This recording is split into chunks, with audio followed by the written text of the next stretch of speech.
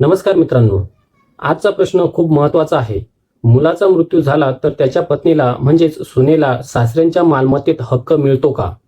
अनेक कुटुंबामध्ये याच प्रश्नावरून वाद निर्माण होतात आणि म्हणून हा विषय शेवटपर्यंत नक्की समजून घ्या. सर्वात आधी एक गोष्ट स्पष्ट करूया. फक्त सून आहे म्हणून तिला सासऱ्याच्या प्रत्येक मालमत्तेत थेट हिस्सा मिळत नाही.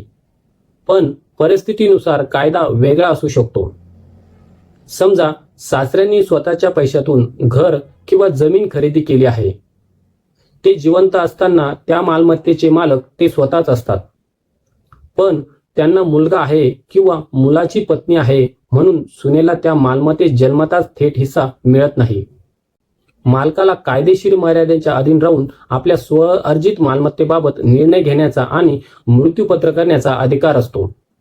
पण सासऱ्यांचा मृत्यूपत्र न करता झाला तर इथे हिंदू सक्सेशन ऍक्ट 1956 महत्वाचा ठरतो. हिंदू पुरुषाचा मृत्यूपत्र न करता मृत्यू झाल्यास त्याची मालमत्ता कायद्यानुसार क्लास 1 लीगल इयर्सकडे जाते. यामध्ये साधारणपणे पत्नी, मुलगा, मुलगी आणि आई यासारख्या वारसांचा समावेश होतो.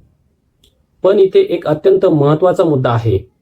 समजा सासऱ्यांचा मुलगा त्यांच्या आधीच मयत झाला तर हिंदू सक्सेशन ऍक्टच्या शेड्यूलनुसार विडो ऑफ प्री-डिसीज्ड सन ही क्लास 1 हेअर्स असू शकतात. म्हणजे अशा परिस्थितीत सुनेला सासऱ्यांच्या मालमत्तेत कायदेशीर वारस म्हणून हिस्सा मिळू शकतो आणि जर सुनेला सासऱ्यांच्या मालमत्तेत वाटा मिळाला आणि त्यानंतर सुनेने दुसरे लग्न केले तरी तो वाटा काढून घेता येत नाही. पण हक्क प्राप्त व्हायच्या आधीच म्हणजेच सासऱ्यांच्या हयातीतच सुनेने दुसरे लग्न केले तर मात्र तिचा सासऱ्यांच्या मिळकतीवर काहीही हक्क राहणार नाही. म्हणून एक महत्वाचा फरक लक्षात ठेवा. मुलगा जिवंत असेल अशा वेळी त्याची पत्नी केवळ सून असल्यामुळे सासऱ्याची क्लास 1 वारस होत नाही. मात्र मुलगा सासऱ्यांच्या आधी मयत झाला असेल तेव्हा त्याची विधवा पत्नी म्हणजे सून क्लास 1 इयर्स होऊ शकते. हा फरक खूप महत्वाचा आहे. आणखी एक महत्वाची गोष्ट, मुलगा सासऱ्यांच्या मृत्यूनंतर मयत झाला असेल तर परिस्थिती वेगळी असू शकते.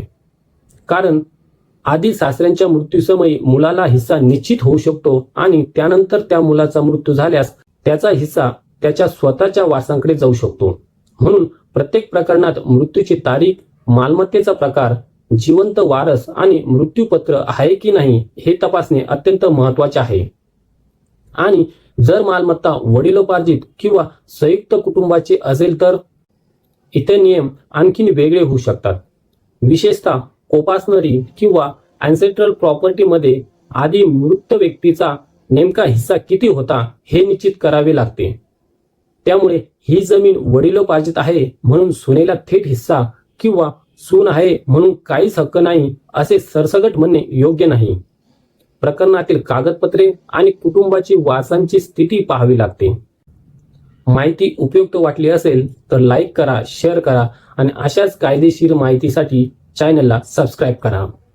धन्यवाद.